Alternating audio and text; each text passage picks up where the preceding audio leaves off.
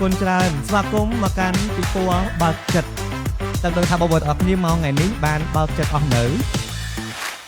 បើកចិត្តបានប៉ុណ្ណាធ្វើដៃមើលអូធំ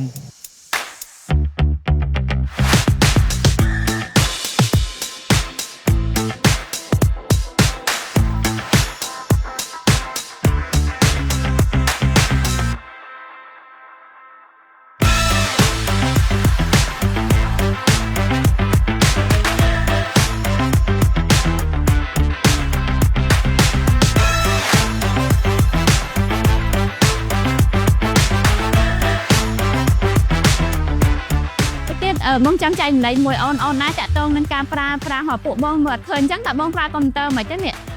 បងប្រើកុំព្យូទ័របងប្រើទូរស័ព្ទដៃបងប្រើសលេងទាំងអស់